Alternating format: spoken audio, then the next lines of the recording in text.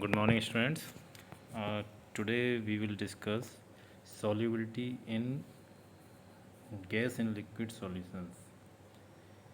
In previous lecture, we have discussed about the solid solution.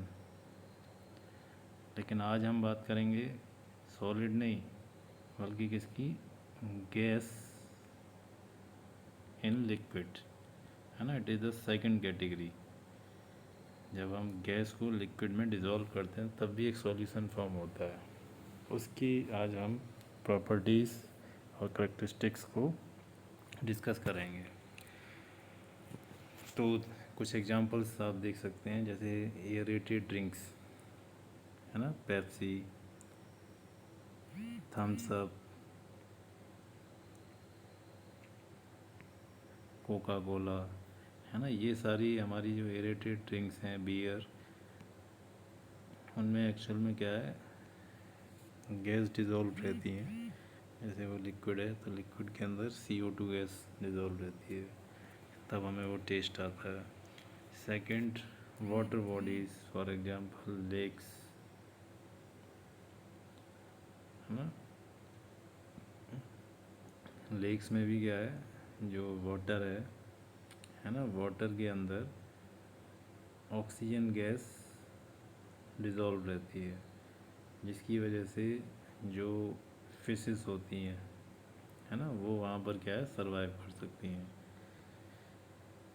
तो ये कुछ हमारे सॉल्यूशन हैं जो जिनमें गैस डिज़ोल्व रहती है लिक्विड स्टेट में. जैसे देखिए कुछ एग्जांपल है. कोका कोला की बोतल है, इसमें CO2 गैस डिज़ोल्व है लिक्विड में. सेकंड इज़ एक्वेरियम, जिसमें ऑक्सीजन गैस डिज़ोल्व है, जिसमें एक्वेटिक एनिमल्स और प्लांट्स आसानी से रेस्पायर कर सकते हैं, ऑक्सीजन ले सकते हैं. अब देखिए जो सॉल्युबिलिटी ऑफ गैस है ना, वो बेसिकली 2 फैक्टर्स पर डिपेंड करती है. एक तो टेम्परेचर और दूसरा प्रेशर. अगर हम टेम्परेचर की बात करें तो टेम्परेचर जब इंक्रीज़ होता है तो solubility of gas in liquid decrease होती है. टेम्परेचर बढ़ाएंगे तो सॉल्युबिलिटी क्या हो जाएगी, रिड्यूस, डिक्रीज़ हो जाएगी. टेम्परेचर बढ़ा, सॉल्युबिलिटी डिक्रीज़. यानी ये वाटर है और उसके अंदर ये गैस के पार्टिकल्स हैं. जैसे ही टेम्परेचर बढ़ाएंगे तो ये क्या होगी, एवेपोरेट होकर के गैस बाहर जाने लग जाएगी. आप कई बार देखेंगे कि किचन में जब आप वाटर को बॉयल करते हैं तो पार्टिकल्स बाहर निकल जाते हैं, है ना, उसकी सरफेस पर बबल्स आने लग जाते हैं, तो वो गैस बाहर आती है. दूसरा, डिज़ोल्यूशन इज़ एन एक्सोथर्मिक प्रोसेस. यानी हम किसी को डिज़ोल्व करते हैं तो उसमें एनर्जी निकलती है. जहाँ पर एनर्जी निकल रही है तो वहाँ हमें और टेम्परेचर देने की ज़रूरत नहीं है. अगर वहाँ टेम्परेचर देंगे तो रिएक्शन हमारी बैकवर्ड डायरेक्शन में हो जाएगी. डिज़ोल्यूशन का उल्टा होता है क्रिस्टलाइजेशन. ये हमने कल की क्लास में डिस्कस किया था. डिज़ोल्यूशन मीन्स ये लिक्विड है और इसके अंदर गैस के पार्टिकल्स जा रहे हैं, है ना, ये डिज़ोल्यूशन है. ये कैसी प्रोसेस है, एक्सोथर्मिक. यानी इसमें हमारी एनर्जी रिलीज़ हो रही है. लेकिन अगर हम इसको टेम्परेचर दें तो क्या होगा, ये पार्टिकल्स अंदर जा रहे थे, अब वो क्या होंगे, बाहर आने लग जाएंगे इस तरीके से. ठीक है, रिएक्शन अपोजिट हो जाएगी, यानी सॉल्युबिलिटी डिक्रीज हो जाएगी. डिसोल्यूशन मीन्स सॉल्युबल होना और क्रिस्टलाइजेशन मीन्स सॉल्युबिलिटी का अपोजिट, यानी सॉल्युबिलिटी डिक्रीज होगी. ठीक है, ये हमने टेम्परेचर का इफेक्ट पढ़ा. इसमें ये स्टेटमेंट आपको माइंड में रखना है कि dissolution of gas is an exothermic process. ठीक है, इस वजह से टेम्परेचर बढ़ाने पर सॉल्युबिलिटी डिक्रीज होती है. सेकंड जो फैक्टर है दैट इज़ प्रेशर, और it is very very very important. It is very very very important. ठीक है, प्रेशर का जो इम्पैक्ट है वो बहुत ज़्यादा इम्पोर्टेंट है. इसको हेनरी एक साइंटिस्ट थे, है ना, उन्होंने कई सारे सॉल्यूशंस लिए और उसकी हेल्प से, है ना, इनको स्टडी किया. तो gaseous particles per unit volume over the solution and also the rate at which gaseous particles are striking the surface of solution to enter the increase in the solubility of ink। देखिए कि diagram है, activity से आपको समझ में आ जाएगा। यहाँ पर ये फर्स्ट है, ये कंटेनर है हमारा, इसमें ये पार्टिकल्स हैं, है ना, और ये इसका क्या हो गया, वॉल्यूम। अब हमने क्या किया, इसके ऊपर एक पिस्टन, ये दिख रहा है आपको, है ना, इसको हमने इंसर्ट किया। जब इससे एक प्रेशर एक्सर्ट करेंगे, है ना, इसको नीचे लेकर के आएंगे, तो ये क्या करेगा, वॉल्यूम को कम कर देगा। देखिए पहले वॉल्यूम ये था, अब वॉल्यूम ये हो गया, वॉल्यूम कम हो गया, प्रेशर इंक्रीज हो गया। यहाँ प्रेशर PA है, यहाँ प्रेशर PV है। तो PV जो है ना, वो प्रेशर क्या है, ग्रेटर है PA से। क्यों? क्योंकि वॉल्यूम जो PV का वो लेस है VA से। ठीक है, हमने 11th में पढ़ा था प्रेशर वॉल्यूम का रिलेशन। जब वॉल्यूम कम कर दिया हमने, सेम पार्टिकल्स हैं, तो प्रेशर इंक्रीज़ हो जाएगा। अब इनमें कॉलिजन्स बढ़ जाएंगी, और जब कॉलिजन्स बढ़ती हैं तो प्रेशर इंक्रीज़ होता है। इसका मीनिंग क्या हुआ, जब ये प्रेशर इंक्रीज़ होगा तो प्रेशर इंक्रीज़ होने पर इंटरेक्शन बढ़ जाएगा, और इंटरेक्शन बढ़ जाएगा तो सॉल्युबिलिटी भी इंक्रीज़ हो जाएगी।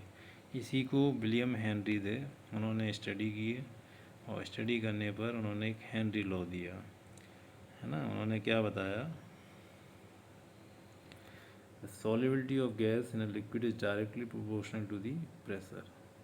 यानी जो सॉल्युबिलिटी है वो डायरेक्टली प्रोपोर्शनल है किसके, प्रेशर के। जितना सॉल्युबिलिटी ज़्यादा होगी उतना ही प्रेशर भी हमारा हाई होगा। इसको उन्होंने मैथमेटिकल फॉर्म में एक्सप्लेन किया। कैसे? उन्होंने कहा कि partial pressure of gas in a vapour phase is proportional to the mole fraction of gas in the solution. अब देखिए ये क्या कह रहे हैं कि ये हमारा एक सॉल्यूशन है, और इसमें हमने ये पार्टिकल्स लिए, ठीक है, और ये पार्टिकल्स क्या कर रहे हैं, एवेपरेट हो रहे हैं, है ना। ये पार्टिकल्स क्या हो रहे हैं, एवेपरेट हो रहे हैं।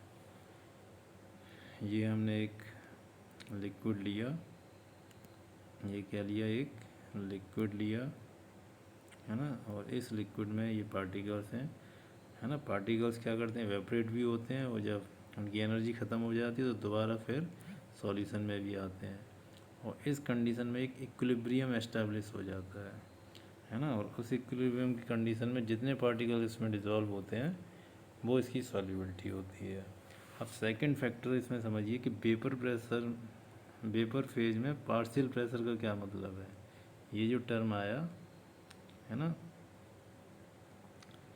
पार्शियल प्रेशर, इसका मीनिंग क्या है। देखिए जब ये गैस के पार्टिकल्स इवेपरेट हो रहे हैं, है ना, हर टेम्परेचर पर ये इवेपरेट होते हैं, जितना टेम्परेचर ज़्यादा होगा उतना ही ज़्यादा इवेपरेट होंगे। अगर ये जो कंटेनर हमने लिया है ना, ये क्लोज होता, ये क्या होता, क्लोज होता इस तरीके से, और तब ये पार्टिकल्स ऊपर की तरफ जाते, तो ये यहाँ पर क्या करते, कोलाइड करते, क्या करते, कोलाइड। और जितना ये ज़्यादा कोलाइड करेंगे उतना ही ज़्यादा प्रेशर क्रिएट होगा। यानी इस वाली वॉल पर जो ये पार्टिकल्स हैं, ये वाले, है ना, ये जो फोर्स एक्सर्ट करते हैं that is called vapour pressure, क्योंकि वेपर कंडीशन में आ गए। वेपर प्रेशर आपको क्लियर हो गया। वीपी क्या है कि जब गैस पार्टिकल्स एक टेम्परेचर पर इवेपरेट होते हैं और कंटेनर की वॉल से कोलाइड करते हैं तो एक फोर्स क्रिएट करते हैं जिसकी वजह से प्रेशर क्रिएट होता है, that is called vapour pressure. ये तो हो गया प्योर लिक्विड के केस में। अगर मान के चलिए कि यहाँ पर हमने एक और गैस ले ली और उसके भी पार्टिकल्स इस तरीके से क्या कर रहे हैं, इवेपरेट हो रहे हैं, तो इसकी वजह से भी एक प्रेशर क्रिएट होगा, है ना। तो एक इसका भी वेपर प्रेशर हो जाएगा, vapour pressure of B, and this is the vapour pressure of A। ठीक है, ये प्योर वेपर प्रेशर है। लेकिन अगर हम किसी एक की बात करें पूरे में, तो वो क्या हो जाएगा, पार्शियल प्रेशर। वो क्या हो जाएगा, partial pressure of A and partial pressure of V। ठीक है, जब अगर इंडिविजुअल है, एक ही है, तो उसका वेपर प्रेशर कहेंगे उसे। जब एक से ज़्यादा कंपोनेंट हैं तो पार्शियल प्रेशर, क्योंकि पार्शियल किससे डेवलप हुआ है, पार्ट से, पार्ट है ना, यानी एक पार्ट वो है इसमें।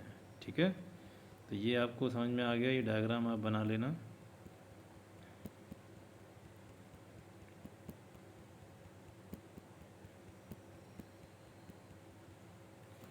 तो ये क्या कहते हैं कि partial pressure is directly proportional to the mole fraction, यानी जितने मोल्स इसमें गैस डिज़ोल्व होगी इसके अंदर, उतना ही इसका क्या होगा, पार्शियल प्रेशर होगा। फिर उन्होंने एक फॉर्मूला ड्राइव किया, that is P proportional to X। P क्या है, पार्शियल प्रेशर, जो प्रेशर गैस के पार्टिकल्स कंटेनर में क्रिएट करते हैं। X उसके मोल फ्रैक्शन, यानी जितना उसका मोल्स ज़्यादा होंगे, मोल फ्रैक्शन ज़्यादा होगा, जितनी ज़्यादा गैस होगी उतना ही ज़्यादा उसका प्रेशर क्रिएट होगा। प्रोपोर्शनल साइन को हटाएंगे तो क्या हो जाएगा, P इक्वल टू KHX, है ना। X क्या है यहाँ पर, मोल फ्रैक्शन, और KH क्या है, एक हेनरी लॉ कांस्टेंट। ये बहुत इंपॉर्टेंट फैक्टर है ना। KH डिपेंड करता है किस पर, देखिए KH equal to P upon X, यानी जितने नंबर ऑफ मोल्स ज़्यादा होंगे उतनी KH की वैल्यू कम होगी, एंड वाइस वर्सा। लेकिन जो प्रेशर है, प्रेशर इसके डायरेक्टली प्रोपोर्शनल होता है। अच्छा, एक बहुत इम्पोर्टेंट बात मैं यहाँ बताऊँगा कि जो हेनरी लॉ है, हेनरी लॉ बहुत इम्पोर्टेंट है ना, कॉन्सेप्ट है। इस पर आपको 2 मार्क्स का क्वेश्चन 99% मिल जाएगा, है ना। कैसे मिलेगा, या तो इसकी डेफिनेशन एंड एग्जाम्पल, सेकंड ये जो फॉर्मूला है, फॉर्मूला और उसके ऊपर न्यूमेरिकल, और थर्ड है इसमें एप्लीकेशन, है ना, कि हेनरी लॉ कहाँ कहाँ यूज होता है। ठीक है, तो इसको आप ढंग से प्रिपेयर करना, बहुत इम्पोर्टेंट है बोर्ड के पॉइंट ऑफ व्यू से। और बोर्ड अब इस बार आपको पता है ना, कि 2 टाइम होंगे, एक आपका नवंबर दिसंबर में होगा और एक अप्रैल मई में होगा। ठीक है, तो जो 50% सिलेबस है वो आपका नवंबर दिसंबर में आएगा, और रिमेनिंग 50% आपका जैसे फाइनल होता है उसमें मार्च अप्रैल जब भी होता है, तो उसके पॉइंट ऑफ व्यू से आप इसको ढंग से प्रिपेयर करिए। इससे क्वेश्चंस बहुत बनेंगे, है ना। अगर MCQ हुआ तो और ज़्यादा क्वेश्चंस बनेंगे, और ये बोर्ड की तरीके से होगा, हाफ ईयरली भी। ठीक है, जिसको डाउट हो वो डिस्कस कर ले। तो ये फार्मूला हमने ड्राइव कर लिया, अब इस पर न्यूमेरिकल देखिए, बहुत इंपॉर्टेंट टिपिकल न्यूमेरिकल है ये सेकंड स्टेज का। एक तो डायरेक्ट इसी के ऊपर आ सकता है कि प्रेशर और KH की वैल्यू दी हुई हो, X निकालना हो, है ना, या X और P की वैल्यू दी हो, KH निकालना हो। 3 में से कोई भी 2 फैक्टर दिया हो, थर्ड हमें कैलकुलेट करना हो, वो स्टेज 1 है, सिंपल। ये सेकंड स्टेज का है, इसमें हमने क्या किया, उसको थोड़ा ओपन कर दिया। देखिए क्या हो रहा है यहाँ पर कि H2S toxic gas with rotten egg smell is used for cardiac analysis. जब आप लैब में एक्सपेरिमेंट करेंगे तो H2S गैस का हम यूज करते हैं। ठीक है, अब उसमें सॉल्युबिलिटी दी हुई है 0.195 मोलल, है ना, स्मॉल m है। Calculate Henry's law constant. तो देखिए 0.195 मोलल का मतलब क्या है कि 0.195 मोल डिज़ोल्व है 1000 ग्राम ऑफ सॉल्वेंट, है ना। ये मोलल है, मोलल ही एक ऐसा टर्म है जो टेम्परेचर पर डिपेंड नहीं करता है, और जो सॉल्वेंट के रिस्पेक्ट में डिफाइन करते हैं। तो 1000 ग्राम सॉल्वेंट है, उसके हमने मोल्स निकाल लिए, कैसे, 18 से डिवाइड किया। जब 18 से डिवाइड करेंगे तो इट विल बी 55.56। अब मोल फ्रैक्शन ऑफ H2S, है ना, वो कैसे निकालेंगे, moles of H2S upon moles of H2S plus moles of water. तो मोल्स ऑफ H2S हमने यहाँ से कैलकुलेट कर लिया 0.195 जो दिया हुआ है, और मोल्स ऑफ वाटर कितना आया 55.5, यानी 0.195। ये तो हो गए moles of H2S upon 0.195 plus 55.5 यानी टोटल मोल्स। ठीक है, एक कंपोनेंट के मोल्स अपॉन टोटल मोल्स, उससे हम क्या निकालेंगे, मोल फ्रैक्शन। तो मोल फ्रैक्शन यहाँ से निकल गया। अब STP पर प्रेशर की वैल्यू आपने 11th में पढ़ी होगी, 0.987 बार होती है, अप्रॉक्सीमेटली 1 बार। ठीक है, 1 भी आप यूज कर सकते हैं, और अगर एग्जैक्टली आपको यूज करना है तो 0.987। अब देखिए आपके पास 2 वैल्यूज़ आ गई, प्रेशर आ गया और मोल फ्रैक्शन आ गया। क्या आप इन दोनों को यूज करके KH की वैल्यू निकाल सकते हैं? बिल्कुल। ठीक है, P इक्वल टू KH होता है, तो KH क्या हो जाएगा, P अपॉन एक्स। P की ये वैल्यू, X की ये वैल्यू, डिवाइड करिए तो 282 बार। ये हमारी क्या आ गई, हेनरी लॉ कांस्टेंट। ठीक है, इसके ऊपर और भी आप न्यूमेरिकल ट्राई करिए, NCERT में दिए हुए हैं या रेफरेंस बुक से। अच्छा, लास्ट इसका जो पार्ट है हेनरी लॉ का, दैट इज़ एप्लीकेशन।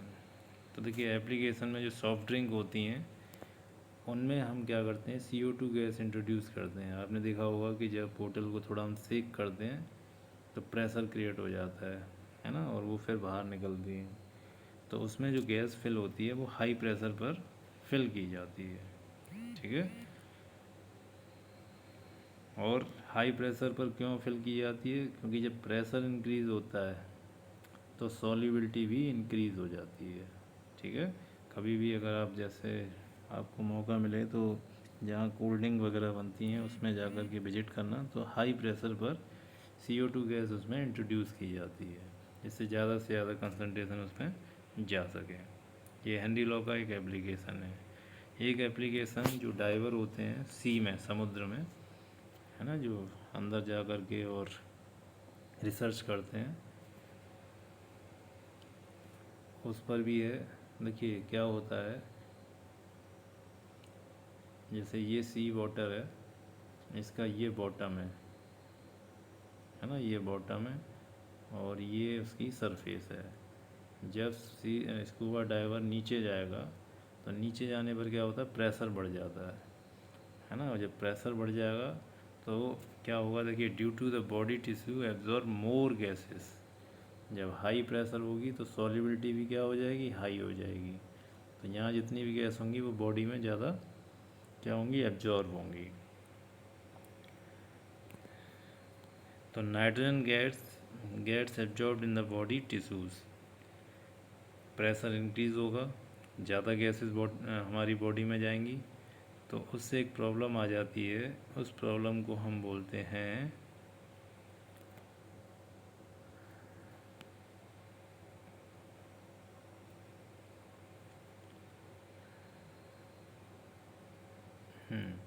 देखिए, he approach upward to the comes out from the water, body pressure start decrease.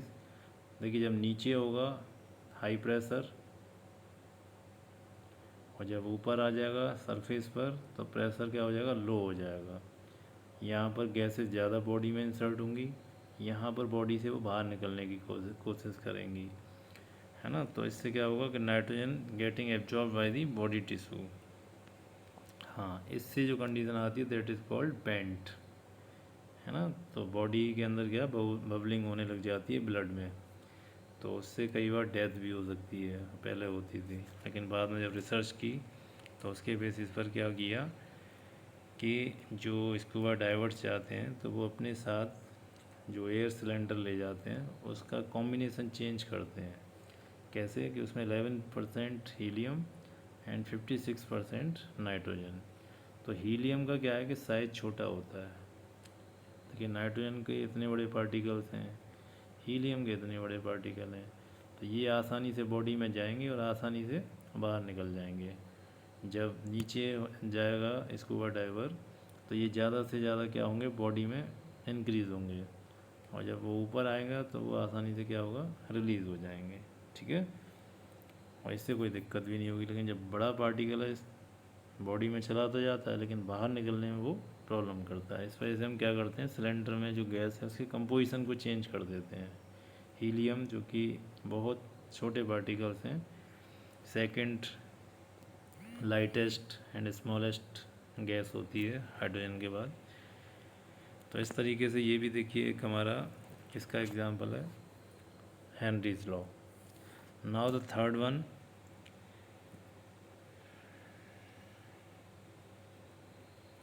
जब हम हाइट पर जाते हैं, है ना, तो हाइट पर जाने पर क्या होता है कि वहाँ पर प्रेशर कम हो जाता है, और प्रेशर कम होगा तो ऑक्सीजन लेवल भी क्या हो जाएगा, कम हो जाएगा, यानी सॉल्युबिलिटी एनवायरनमेंट में ऑक्सीजन की कम हो जाती है। ठीक है, तो low blood oxygen causes climate to feel feeble, उससे हम बड़ी जल्दी वो परेशान हो जाते हैं, थक जाते हैं। और एक और है कि जो हिल्स के पर्सन है ना, they can't able to think has like plane people, जो प्लेन में रहते हैं वो बहुत अच्छी तरीके से सोच सकते हैं, ब्रिलियंट होते हैं। आपने देखा होगा कई गवर्नमेंट सर्विस हैं उसमें प्लेन से ज़्यादा सेलेक्ट होते हैं, हिल से कम सेलेक्ट होते हैं।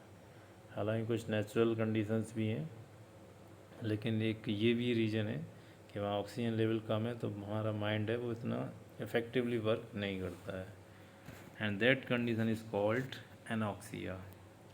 तो ये दो टर्म अभी निकल कर के आए, एक तो स्कूबा डाइवर जो सी में जाता है वहाँ बैंड बन जाते हैं, और एक जब हम ऊपर जाते हैं माउंटेन्स पर तो वहाँ पर ऑक्सीजन की कमी हो जाती है, दैट इज़ कॉल्ड एनॉक्सिया, है ना। जैसे ये एक आपको डायग्राम दिखाया है, यहाँ से ऊपर जा रहा है, तो यहाँ पर ऑक्सीजन की कमी हो जाती है क्योंकि प्रेशर कम होता है, ऊपर प्रेशर कम और नीचे जाएंगे सी लेवल में तो प्रेशर इंक्रीज़ होता है। ठीक है, तो ये हमने 3 एग्जांपल्स पढ़े इसके हेनरीज लॉ के। First one coke, and second one sea water, and third one at high altitude means on mountains. तो आज हमने हेनरी लॉ के डिफरेंट एस्पेक्ट से स्टडी किया। सबसे पहले हमने सॉल्युबिलिटी पर टेम्परेचर और प्रेशर का इफ़ेक्ट जाना, उसके बाद हेनरी लॉ का फॉर्मूला हमने देखा, फिर हमने ये जाना कि हेनरी लॉ पर किस तरीके के न्यूमेरिकल्स बनते हैं, और फाइनली एप्लीकेशन के कैसे हेनरी लॉ यूज़ होता है। बहुत इंपॉर्टेंट टॉपिक है, बोर्ड के हिसाब से इसको अच्छी तरीके से पढ़िए, कोई डाउट हो तो प्लीज़ आस्क। Thank you.